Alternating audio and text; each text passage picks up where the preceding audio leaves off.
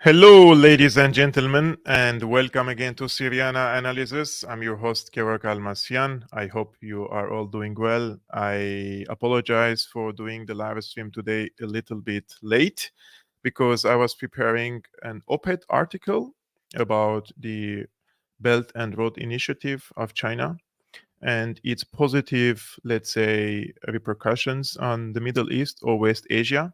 Because from now on, I'm not going to use the term Middle East. Please also remind me in the comments when I use the term Middle East. I also realized that the term Middle East was promoted by the British Empire or the British colonies, and the correct term is West Asia. So I'm working on an article that speaks about the infrastructure that the China is building, whether physical infrastructure or digital infrastructure, through the Belt and Road Initiative, and how this initiative will have a positive impact on the Middle East in terms of human development, economic development, and also how it can bring also lasting peace to the region, unlike the strategy of the United States in the past decade, which was based on divide and conquer strategy. Up until this moment, personally, I'm not seeing that China has an imperial aspirations. This initiative will definitely have or increase the leverage and influence of China over the region. It could be different in other regions, because the other day a friend of mine was arguing that this is probably not the case in Far East Asia, that China may have aspirations, but it's not the case in the Middle East. I'm personally focusing on the West Asia, sorry, not on the Far East Asia in this regard. Today's video or today's live streaming will be divided into two parts. The first part, we will speak about Ukraine, and then I will address to you the blatant lies that are being spoken nowadays by different politicians. And these lies, how are these lies are leading to the destruction of Ukraine and killing more Ukrainians in the country. Let's agree on one thing: all politicians, especially when they are in positions of power and especially on top of the let's say hierarchies, political hierarchies, they all lie. They all lie and they all manipulate, whether they're people or other people, because they have their own aspirations, personal aspirations or geopolitical aspirations, or the financial interests of those who are whether financing them or they are part of the economic structure, let's say hierarchy in the country. So let's agree on that all politicians lie, but there are different types of lies. There are types of lies that can kill people, and there are types of lies that can kill nations. And this is why I'm going to focus what I'm going to focus today's video, which is how these big lies have destroyed a nation, have destroyed Ukraine, a country with millions of people, and now we have hundreds of thousands of people are either dead, or they are amputated, or they are injured, or they are psychologically destroyed. So it's a dead nation right now, right? Similarly in Syria, with complete big lies, they have destroyed an entire country. They didn't only destroy an infrastructure, they have destroyed a nation, they have destroyed a civilization, they have destroyed the collective, let's say, memory of the people, and the collective, let's say, resilience of the people. And today, unfortunately, Al Qaeda has conducted another terrorist attack in Syria. They have sent a Turkish made UAV to Homs, and they murdered many cadets and many parents who were celebrating the graduation of these students from a military academy. If this has happened in anywhere in the so-called civilized world or in any democratic country, a terrorist group sends a UAV, you would have seen tanks, bulldozers, and fighter jets are bombing the hell out of any region which this UAV or the drone came from. But because it's in Syria, you're not allowed to do that. And if you do that, they will say that Assad is killing his own people and that Assad is indiscriminately targeting kindergartens, cat sanctuaries, and killing the last clown in Idlib and the last cat in Idlib, and all these propaganda reports that we have seen in the past decade. But if we want to go back to our today's topic, which is Ukraine, there are so many people nowadays, and because yesterday we have spoken with Mira Wolfsfeld. If you haven't watched it, guys, that live stream is very important in my opinion. He's a German activist, and we have spoken about together the different polarization in Germany and how the people think about Ukraine, for example. And he was saying we want our government to take care of us, the German people first, and then the other people. We want to help other people, but first it's our interest. It's us. We appointed this government, we elected this government, and the responsibility of this government is to take care of our interests first, and then the interests of other countries when we have the financial capability or we have the political reach, for example, to help other people, but not to put the other people before us. And you can see this a lot nowadays in Germany. Lots of people are speaking loud. And the 2 days ago, there was a big demo with tens of thousands of people. They were calling for the government to prioritize them before the Ukrainian people. But the elites, this is the problem always with these democracies in the West, that the elites, they have a strong grip over the politics, and these elites, they have also very strong, I would say, the let's say the corporations and the lobbyists, they have a strong grip over these elites, right?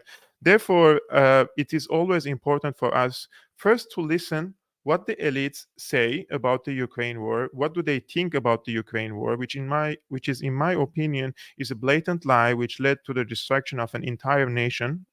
In this case is Ukraine, and before that, of course, Syria, and before that, Libya, before that, in Iraq. These people do not care. They are because they're not harmed by these wars, right? They're benefiting. They're making profits from these wars. They have their connections in the military-industrial complex. They are pocketing billions nowadays. Imagine that the Pentagon has sent, I think, $8 billion by mistake to Ukraine. Where did this money go? How did they pocket it? How they are recycling all this money? These issues aren't spoken much in the media, unfortunately, because the media is also on their side, and the media is also funded by the same people who are funding these politicians and who are funding the establishment there. And unfortunately, instead, like the media previously, the job of the media was to question the power, and now the job of the media has become to keep the power the way it is, the structures the way it is. So any, in my opinion, journalist who works for the mainstream press, whether knowingly or not, they are helping an establishment in this regard. So let's take a look what Hillary Clinton has to say in this regard. We talk about America's role in the world. The continued funding and assistance for Ukraine is now a point of contention on Capitol Hill. How do you think Vladimir Putin is eyeing the growing political divide over the Ukraine issue in this country? I think Putin is not only thrilled by the divide over whether we continue and at what levels to fund Ukraine, I think he is fomenting it as well. Putin and his team that does the kind of interventions, covert and overt, aiming to undermine democracy and to suborn political leaders, is a big part of how he sees his role. So when I see people parroting Russian talking points that first showed up on Russia Today or first showed up in a speech from a Russian official, that's a big point scored for Putin. When I see Americans in positions of responsibility talking about how, we shouldn't support the people of Ukraine, they're corrupt. I think, yeah, they are working very hard to be transparent and accountable. And talk about corruption, there is the master of corruption living in the Kremlin. So there's an ideological and sadly partisan political divide. And I know that the majority of Congress is still in favor of supporting Ukraine. So we've got to get through this period. We have to pass legislation and continue to support. And, Jeff, this fight is our fight. Honestly, I don't understand any American siding with Putin, but we've seen it and we've heard it, and we have to fight against it. So she doesn't understand any American who is standing with Putin in this regard. And if the Americans discuss and argue whether they should aid to Ukraine, then Putin is scoring points here, right? In my opinion, the vast majority of the Americans support the United States, but they don't support Russia. But first, they want to support themselves. They want to support their families. They want to support their children. They want to have health care. They want to send their children to school and to universities without getting loans from the banks and without getting bankrupted if any of their children goes to college or to university, right? This is the priority of the people. When you have a system in the United States that if you send your child to college and then you are in debt forever, $40,000 or $60,000, and also your child is in debt forever because they later they couldn't find a job that can pay the 60,000 or the 40,000 back to the bank with all the zinser. What's the zinser? The profits, right? The profits of the bank, or the percentage that you have to pay to the bank. Then of course the people will ask questions when the people see that the government in the United States is sending tens of billions to Ukraine, but then when there is a environmental disaster in the United States and the every household is receiving only $700, then of course they will ask questions. Why are we sending all this money to Ukraine, right? Those are legitimate questions in my opinion, but because people like Hillary Clinton, people like John Kirby, they are smart people, right? They know that the people, the support is diminishing for Ukraine on the popular level. So they have to always come now to the press and say, look, if we stop supporting, then this is we are serving Putin, or we are helping Putin in this regard. So we shouldn't do this. But how about Hillary Clinton? She dedicates her money to be sent to Ukraine. This never happens because, first of all, Hillary Clinton and people like her, like also Trump and the other billionaires, they don't pay taxes because the system is established in a way that they can evade taxation system, and the tax codes are specifically designed for these people, right? And Trump has spoken about this in the 2016 election campaign when Hillary Clinton said, but you were evading your taxes, etc., etc. And he said, because I'm smart. He said, your donors, the people who pay for you for your election campaign, they also don't pay for any taxes, right? Because the system is made in a way it's so corrupted that you can evade the taxes. So if you want me to pay taxes, you were in Congress, change the law. But they would never do that because they protect the billionaires, they protect the oligarchs. That's why the people have the right to ask, why would I, as a regular person whose salary is like 1% probably, or 0.5% of any of these elites, or even 0.25% or even less, why would I carry the burden and send my tax money to Ukraine? Why don't they send this tax money to Ukraine, right? This is a legitimate question. And also, for example, John Kirby also, he had something to say again about this case. And he says, supporting Ukraine strengthens our national security. It's the right thing to do, not just for the Ukrainian people, but for the American people as well. Now, because they see that the American people are no more supporting Ukraine the way they used to do, for example, in February 2022. So now they say, look, this is not only about the security of Ukraine, and it's our national security, and also it's about our people. But nobody explains how America's national security is in Ukraine. How is it that the national security of the United States is in Taiwan?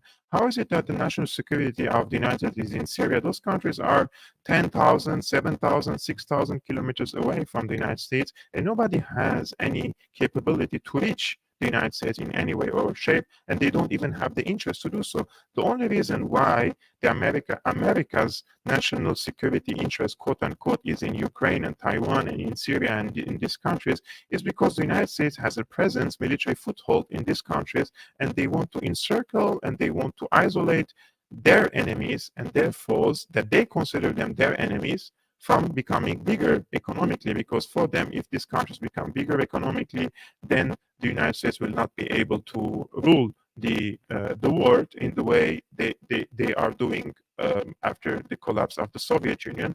So they want to preserve the unipolar world. This is the truth of the matter, right? So let's see what John Kirby has to say here. Supporting Ukraine strengthens our national security. It's the right thing to do, not just for the Ukrainian people, but for the American people as well. Countering Putin's ability to wage war on a neighboring nation may actually prevent a larger conflict in which American troops might be needed. And it sends a strong signal to other would-be aggressors who may be considering military action and invasions of their neighbor's territory that that sort of action is unacceptable and they will pay the consequences. They will be held accountable by the United States and by the international community. Supporting Ukraine strengthens. Guys, is there still a problem now with the sound? Can you please write? I just checked the comments that there is still a technical problem in the sound. Can you please, guys, type in the comments if there is still a problem in the sound? Because from my side, actually, everything works perfectly, and I can see in the equalizer that things work perfectly. Can you please type, guys, in the comments below? I want to check again if the sound is great again. Make the sound great again. I really do not know what's the problem with the voice. So how about now? Because everything is working great from my side. Was better for a second. So I truly don't understand this. Like everything is in its place, everything works perfectly, in my opinion, everything is in its place, but still sometimes there is back to, okay. I understand that there is a problem, guys. Now I just have to check this equalizer here. Okay.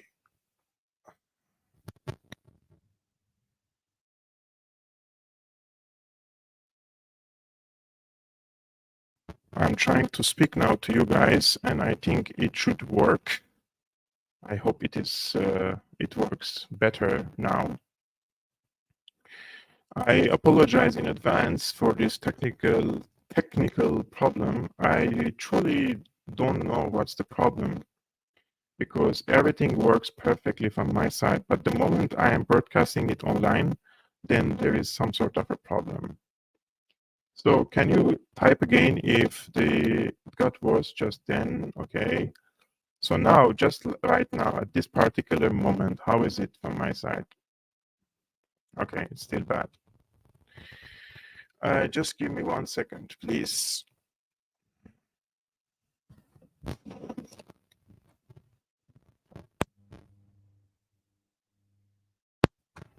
Okay.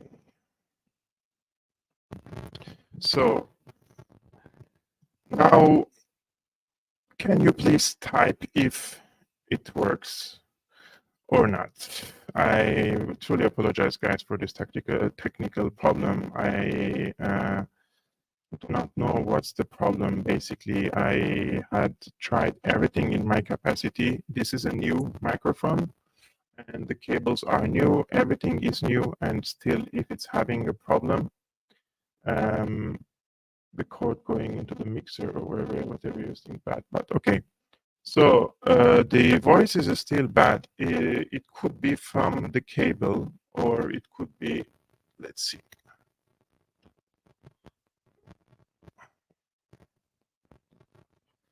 I will just remove this. Just a second. Stay with me.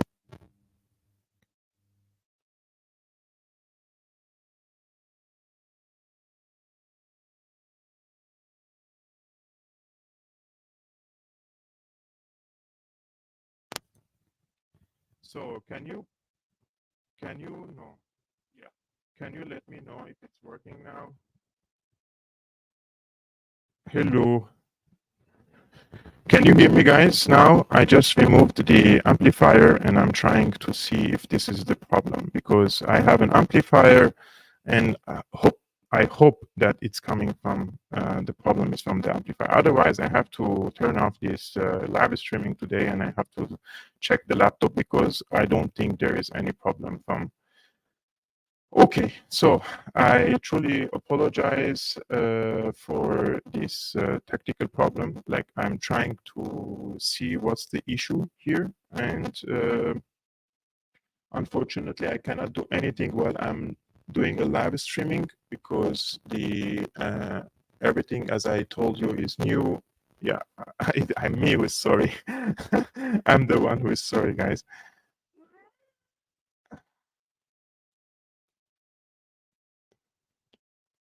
Let's see.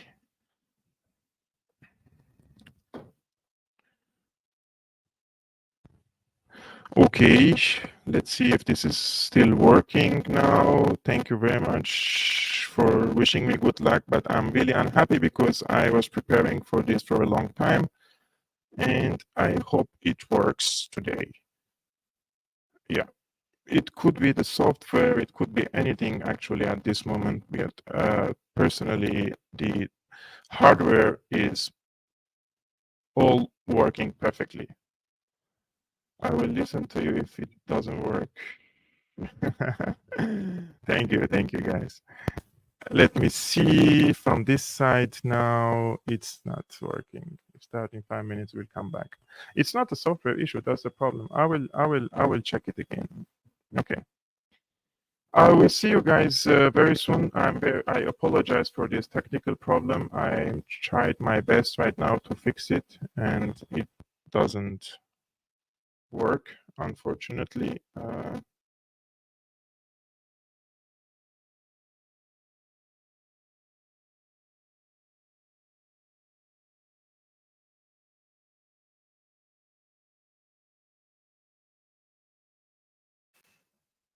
I'm gonna check it for the last time if there is any.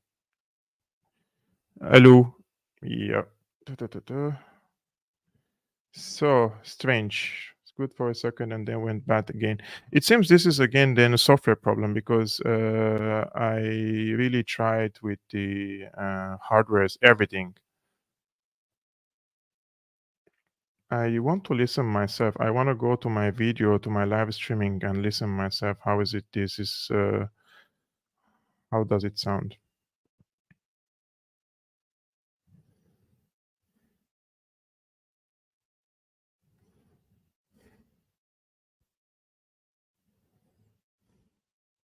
I opened my own live streaming.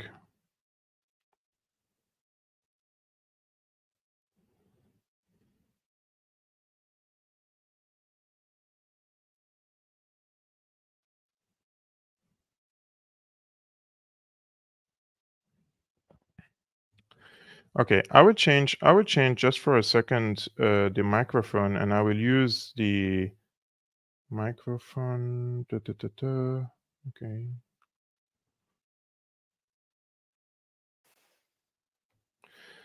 Okay, now the sound is perfect. Sounds good. Yeah. Screen is frozen. I will go crazy now. Anyways, if you hear me, I will continue. Just give me a thumbs up if I should continue this live stream. I'm like really psychologically tired now.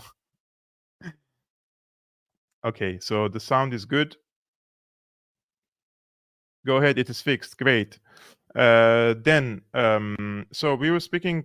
We talked about what did John Kirby said in this regard, right?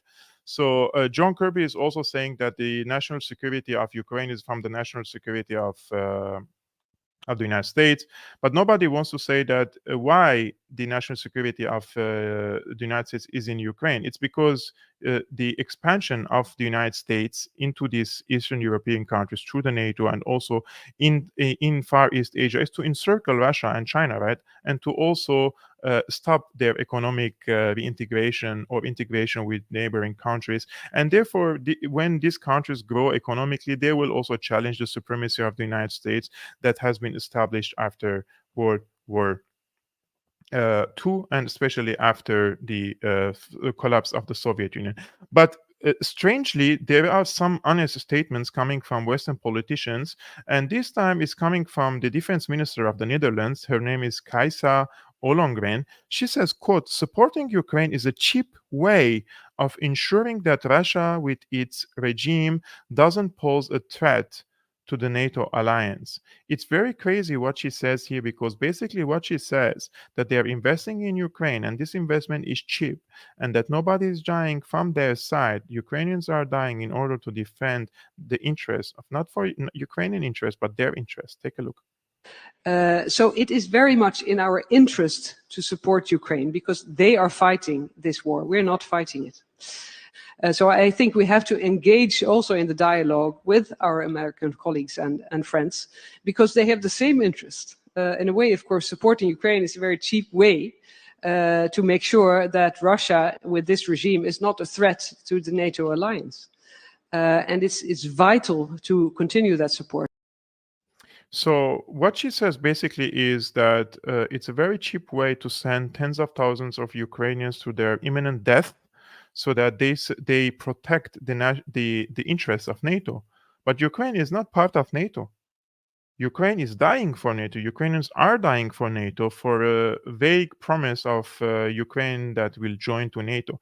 If, in my opinion, everything turns perfect, of course, they would like Ukraine to join NATO on the borders with the Russian Federation. But we see now the consequences, right?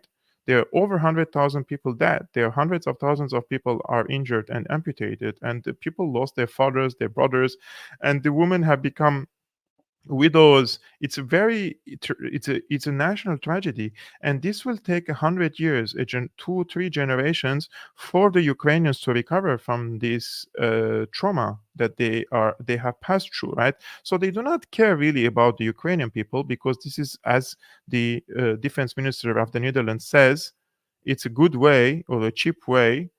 It's a cheap investment to fight against Ukraine. But all this money that is going and flowing to Ukraine, and we're speaking about tens of billions of dollars and euros going to Ukraine, it's a big investment. We understand that. But at the same time, there is a big corruption in Ukraine. Ukraine was considered one of the most corrupted countries in Europe just before this war, or before Zelensky came to power. Everybody was speaking about this case. What happened now? Why nobody is speaking about it? Who's pocketing this money? Is there a money laundering operation? Of course, we know that. But in whose pocket this money is going? Now, John Kirby says there is no indication that there has been any kind of widespread corruption or inappropriate use of U.S. capabilities in Ukraine. Watch. And then on your first question, still no indication that there's been any kind of widespread corruption or inappropriate use of U.S. capabilities. As a matter of fact, I don't know who that asked me before about expenditure rates, but I mean, oftentimes the stuff that's getting to Ukraine, it's going hand to mouth. I mean, matter of days before some stuff gets there, and then a matter of days more before it's being used on the battlefield. Not every system, of course, but the Ukrainians are in a very active fight. They're using the stuff that's being provided to them. So apparently there is no widespread corruption in Ukraine, guys, according to John Kirby, despite all the allegations. And I have myself spoken to Ukrainians here in Germany, and also I have colleagues and friends in Ukraine. Some of them were very, of course, rightfully so. Many of them very anti-Russia, very anti-Putin at the beginning. And now they say that lots of aid that they come to Ukraine is being pocketed.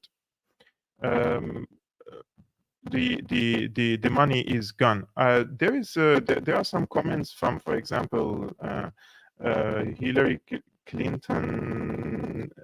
He says a very good person. George Bush is a very good person. It is your free. I mean, on Syriana Analysis, I believe in freedom of speech, and you can say whatever you want about this. I believe that they are evil. And I believe that these people have lots of blood on their hands. So the sound problem is back, as some of the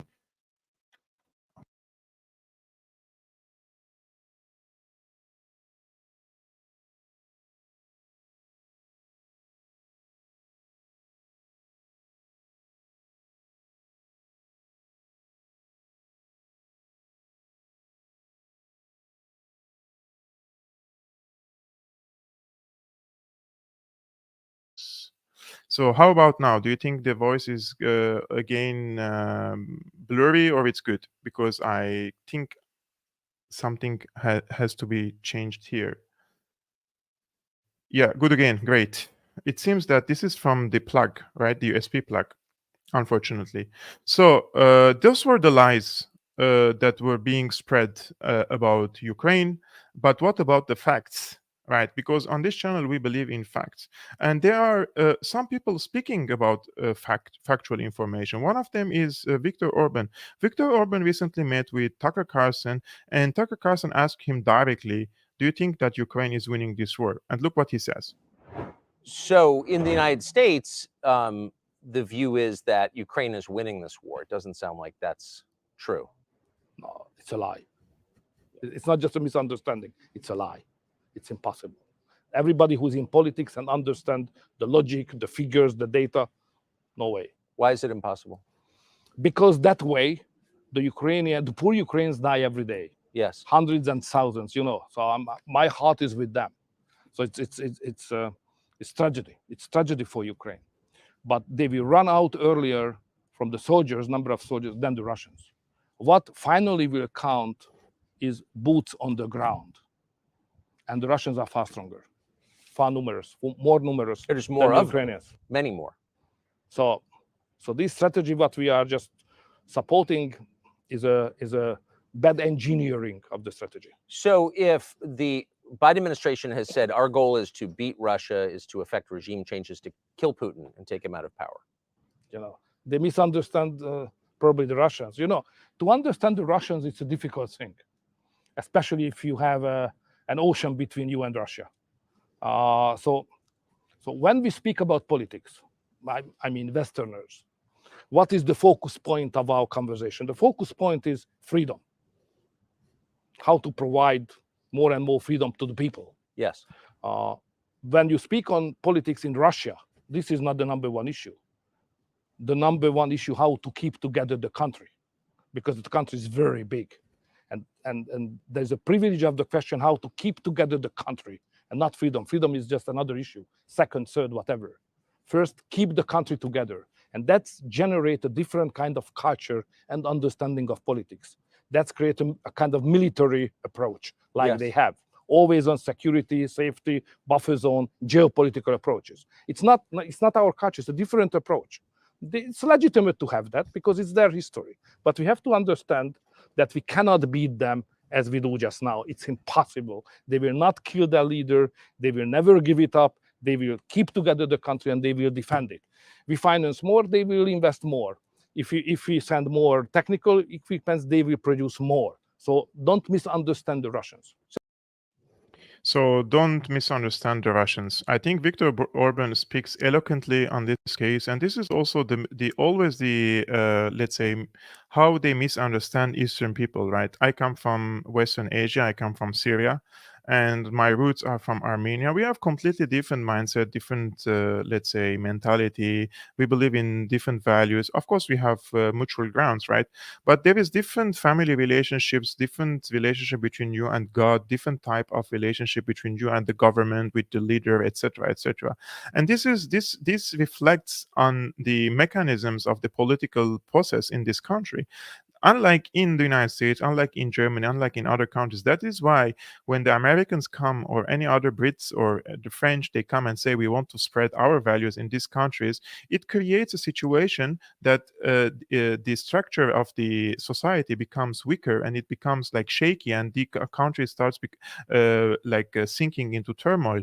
And after the Afghanistan and Iraq war, those were very big tests for the American imperialism, right? So in my opinion, after the Iraq and Afghanistan wars, if there was a goodwill to spread democracy, human rights, and blah, blah, blah, all these things in these countries, and you see the results in these countries, after seeing the results in these countries, if you still insist that you want to do the same in Libya, you want to do the same in Syria, then this is a, in my opinion, deliberate policy to destroy these countries and not from within, from the society level, instead of like, don't pretend that you're here to help, right? Because the examples were there. We had examples to learn from, but when you don't want to learn from these mistakes, it gives me the impression that you don't want to learn from these mistakes, or you are intentionally trying to destroy these countries. Now, since the topic of this today's episode or live streaming is about Ukraine and NATO,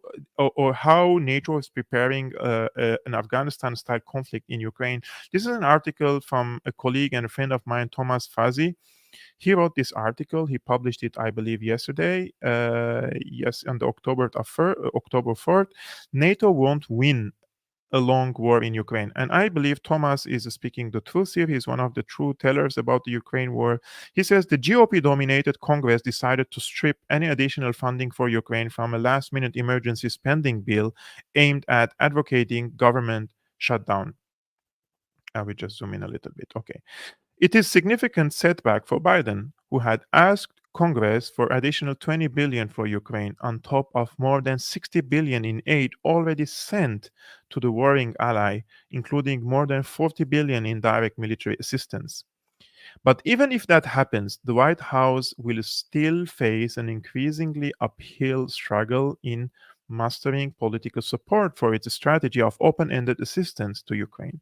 Not only is Trump, with his anti-war stance, continuing to rise in the polls, but even the more hawkish elements of the US and Western establishment are starting to rethink their stance on Ukraine.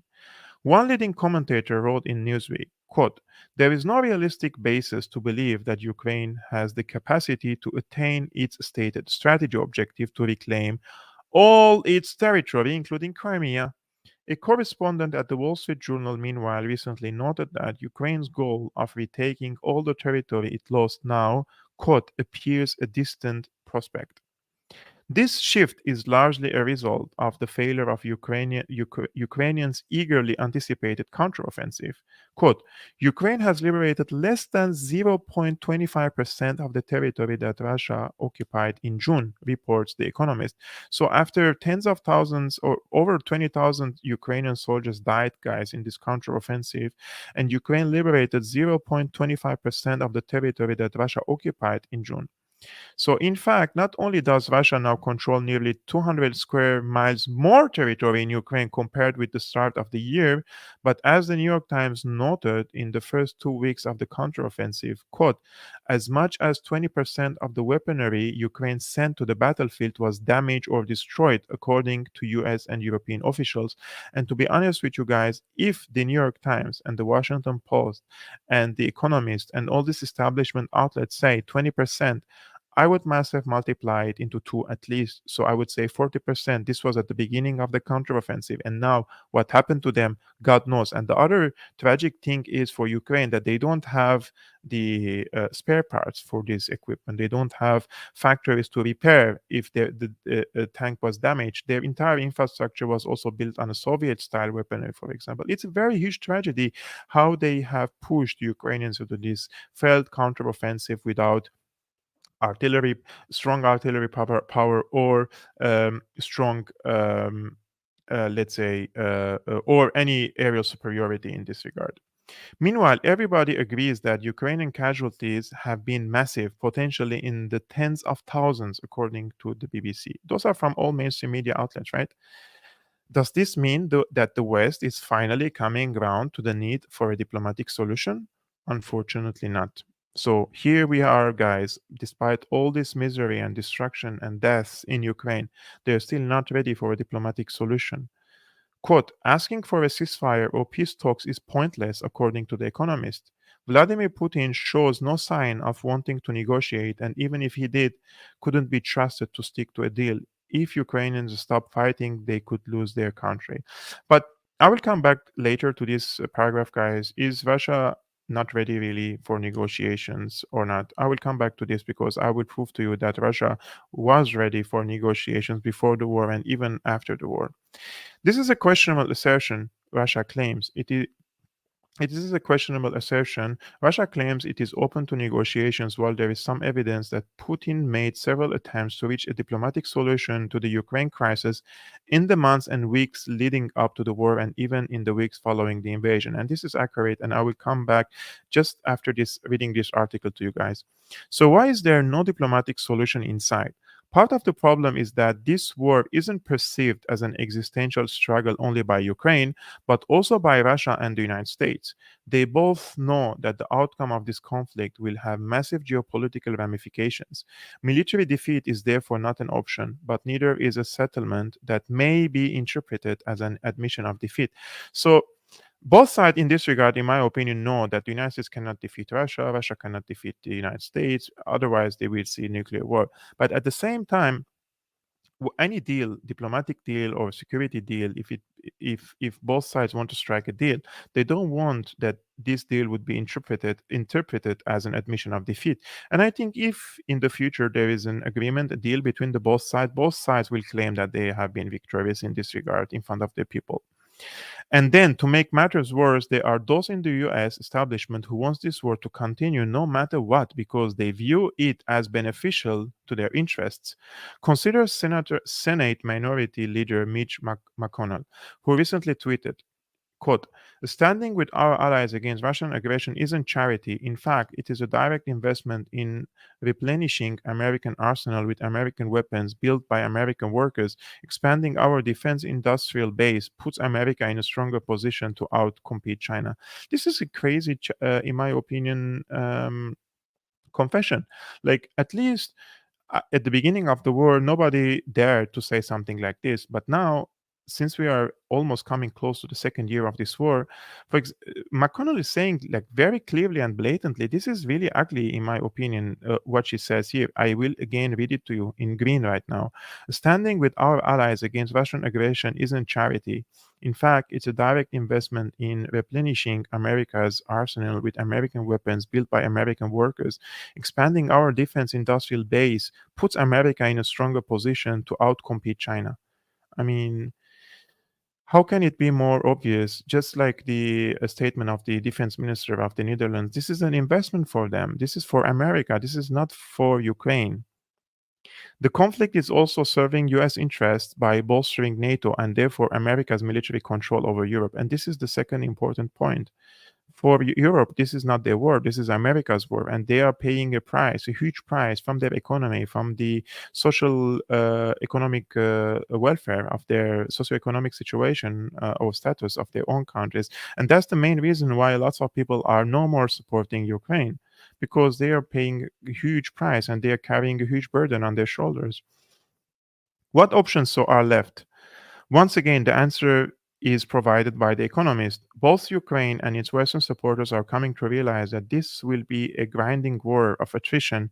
Instead of aiming to, quote, win and then rebuild, the goal should be to ensure that Ukraine has the staying power to wage a long war and can thrive despite it. This means shifting from battleground operations aimed at taking back territory to measures aimed at bolstering Ukraine's defenses to the benefit of Western arms manufacturers, coupled with increasingly brazen attacks on Russian or Russian-controlled territories, especially Crimea, which have a marginal effect on the military balance of power. The prospect of an Afghanistan-style war of attrition is worrying for a number of reasons. Firstly, because if Ukraine had little chance of winning in blitzkrieg-style counteroffensive, it has even less chance of winning a long-term war of attrition, giving Russia's advantage in manpower and its ability to produce more artillery and ammunition than Ukraine and the West combined.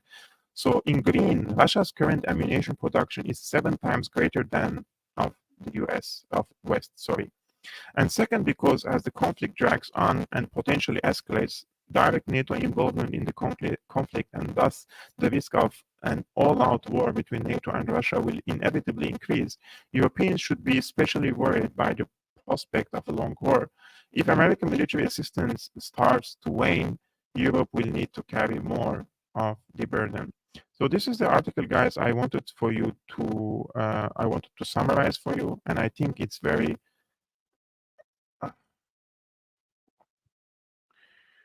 wait.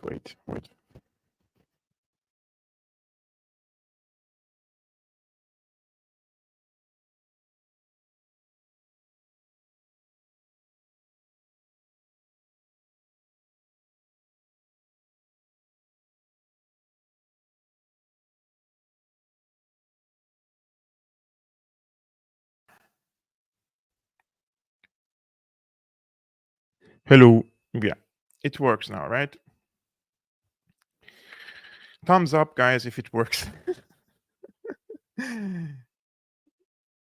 I think it was just the last 1 minute, right? Yeah. So good again, perfect. It's from it's from the laptop. It's from the laptop. It's not from. So I wanted, guys. I wanted to read this article to you because it shows clearly that the strategy now is, after the failed counteroffensive, that everybody knows in Washington, in Brussels, in Berlin, that Ukraine will not win this war. Everybody knows this. So they want to freeze the front line, and they want to create certain, let's say, defensive lines for Ukraine so that they can sustain any Russian offensive. And they know that they cannot capture back the territories that Russia occupied in Ukraine. So they want to freeze the war, and they want to create a different type of warfare, and that is a war of attrition.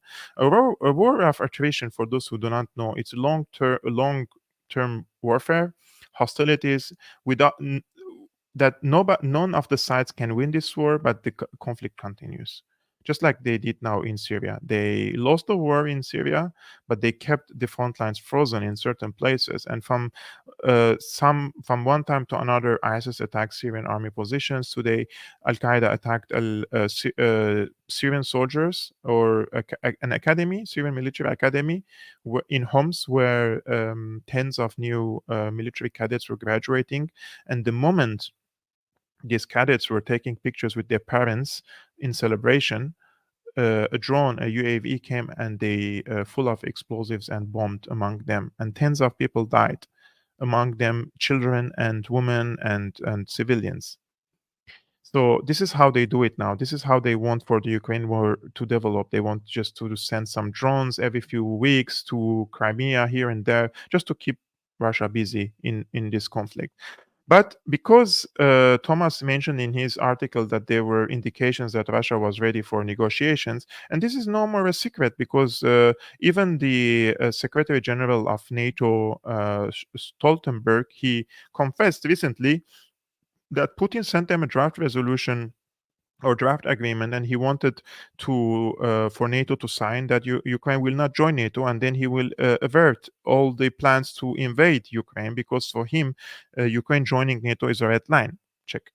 NATO just admitted that they were warned that continued expansion would lead to Ukrainian invasion. They did it anyway. President Putin declared in the autumn of 2021, and he actually sent a draft treaty that he wanted NATO to sign to promise no more NATO enlargement. That was a precondition for not invade Ukraine. Of course, we didn't sign that. The opposite happened. So it seems that had they been willing to sign a treaty to not expand NATO, this war could have been avoided. So what is the advantage of expanding NATO? And most importantly, why are the legacy media, when reporting on the subject of this ongoing war, this decimation of Ukraine, 500,000 people dead so far, why are they not saying, well, of course, NATO have now acknowledged that they were warned that if they continue to expand, then Putin would invade, and they did it anyway.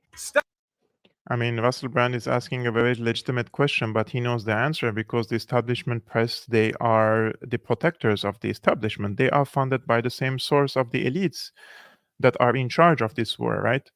And it's very crazy that nobody in the mainstream press, and nobody has the guts and the, let's say, the balls, right, to ask this serious question. If Putin warned them and said, if you guys sign on this treaty, let's create a security structure or architecture for Eastern Europe, and I will not invade Ukraine because I don't want Ukraine to join a hostile military alliance against Russia. And they refuse to sign it. So there was a chance for peace, and there was a proposal, at least from the Russian side. If you don't like the Russian proposal, and probably I'm saying, rightfully so, from the NATO side, if you look at from the NATO side, then send your proposal. What is your proposal for peace and coexistence with Russia? You don't have one. You haven't sent any proposals for security guarantees to Russia. You're just expanding to the borders of Russia and then claiming that NATO is not a hostile alliance. I mean, Russians are not stupid. Russians know that NATO is expanding to east in order to encircle Russia and stop its, let's say, economic growth in the region. Because for them, the economic growth also means it will be translated into political strength, right? And any type of integration between Western Europe and Russia, it means that the America's supremacy over Europe is challenged. That's the truth of the matter.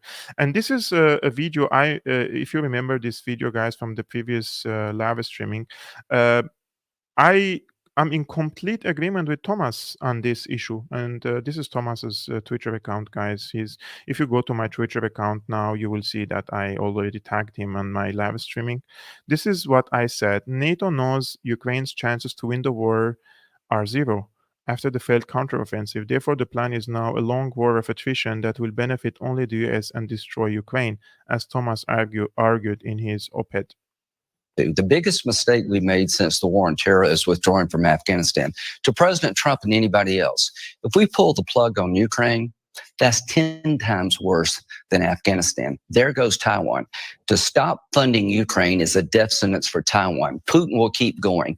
You missed all of World War II if you don't know how this movie ends. To the Republicans who say Ukraine doesn't matter to us, you're wrong. Respectfully, you're wrong. The war gets bigger, not smaller. There goes Taiwan. If Ukraine can beat Russia, China's less likely to invade Taiwan, and Putin gets stopped. Have you? Guys, can any of you please write in the comments below what is a decisive victory for Ukraine? And how can Ukraine win this war? Can please somebody tell me if, consider me ignorant, consider me someone who doesn't know ABC of anything. I have never followed any news. I have never followed any wars. I haven't been to any war zone. I don't know anything. I'm just an illiterate. Can you please let me know what does it mean for Ukraine to win this war decisively without engaging in a nuclear war with Russia? Of course. What does it mean? What are these people speaking about? In my opinion, what they want is for this war to be prolonged as much as they can. First, to pocket money for themselves and for the Ukrainian officials. Also, to finish on any hope for Germany to be able to do business with Russia again through the pipelines. And three, they want a stalemate there, military stalemate, political stalemate, so that Russia would be busy continuing in this battlefield and not to finish it decisively from the Russian side. They know that Ukraine cannot win this war, especially after the failed counteroffensive. So their priority is to keep this situation the way it is, to prolong it as much as they can, so that Russia fails to conquer more territories or finish the war decisively there. So this is what I said in the previous, guys, in the previous live streaming, and I'm still a firm believer that this is the strategy of NATO now. And because I promised you guys that I want to speak about two cases, so I will just use the next 7 minutes to quickly go to the next topic. But before that, you remember in the last live streaming also, I broadcasted a short segment of Dr. Finkelstein and what he said about the coverage of Trudeau's parliament receiving the Nazi from the 14th Division of the SS Waffen. And he was saying that the media was concerned that the Canadian Parliament has embarrassed Zelensky for receiving a Nazi, right? But look at this, guys. This is only recently after he returned from Canada. Only a week after the incident of the Canadian Parliament, where Yaroslav Hunka, a Ukrainian Nazi collaborator, was paid tribute during Zelensky's visit, the Ukrainian president visited the headquarters of the 103rd Separate Territorial Defense Brigade, where he was presented with a flag with the emblem of the 14th SS Grenadier Division, to which Hunka belonged, and that massacred thousands of Jews, Poles, and dissidents during the Holocaust. But do not go now and post this information on your social media. Apparently, it's all Russian propaganda. This is him, Zelensky, receiving the flag of the 14th Division SS Grenadier Division, and I think he puts even his signature on it. Take a look.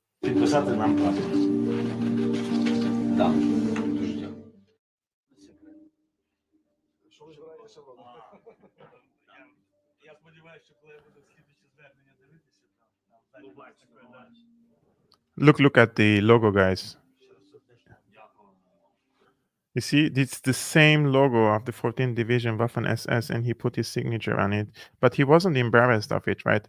So let's use the last 5 minutes quickly, guys, to tell you. You remember yesterday I hosted the German activist Miro Wolfsfeld, and we spoke about the AfD and how they are fighting against the AfD in Germany and against the rise of the AfD, and they're demonizing it. And I'm not endorsing the AfD, right? But they demonize it because of the immigration policies of the AfD and also for Ukraine.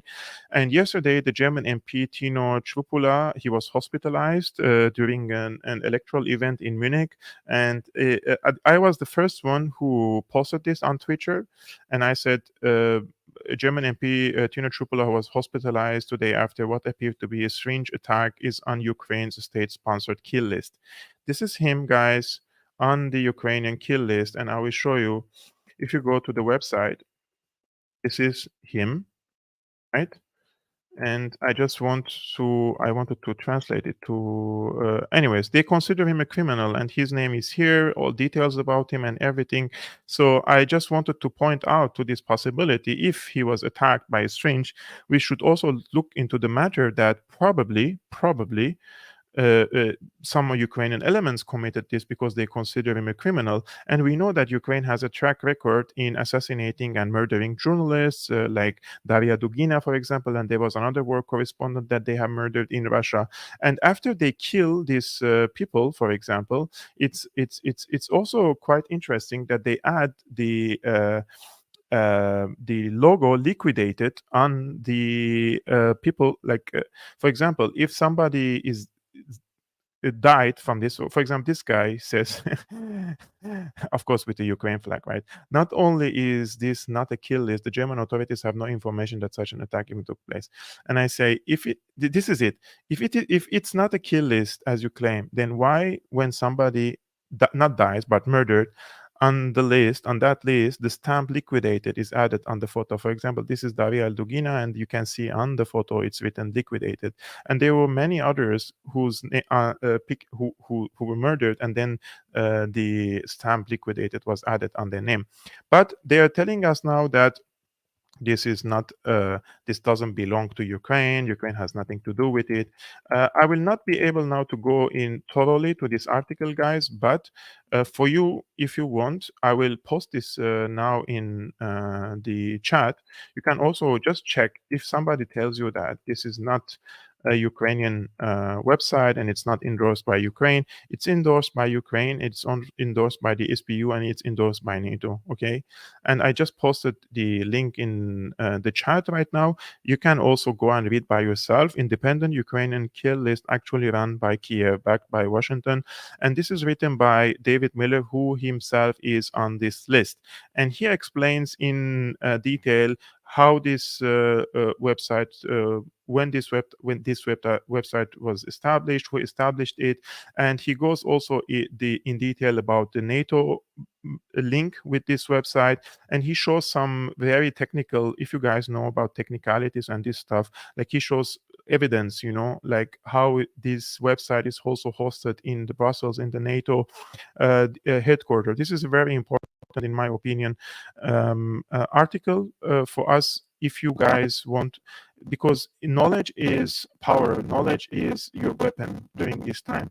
Anytime and every time somebody challenges you with their BS, you need to show them proof. You need to show them evidence that this kill list is actually it actually exists, and also we have to have an open conversation about it, because there are people dying on this list, and this list adds this time liquidated. And if they added a German MP on it, then they would add anyone else, right? And because also other people come and say, oh, but Daria Dugina wasn't assassinated, or wasn't okay.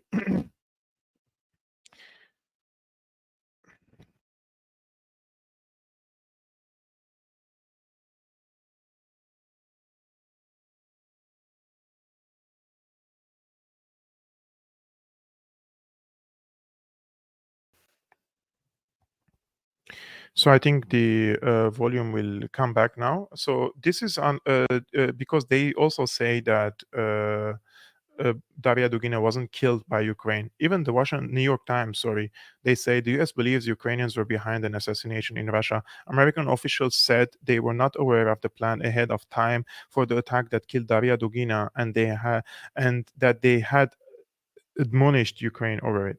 So they killed this young lady for what? For being a daughter of a Russian philosopher, for being a political commentator, for having her own opinion. Does she deserve to die because she voiced her opinion about the Ukraine war? And then they add the liquidated on this website. So we need to have an honest conversation about this kill list, and we have to talk about it, and we have to add pressure so that this website would be destroyed completely and taken off the internet. My friends, first of all, or lastly, I just want to apologize from all of you for this technical problem that popped up several times today, actually. And after everything that happened and after everything I did, the streamer works perfectly.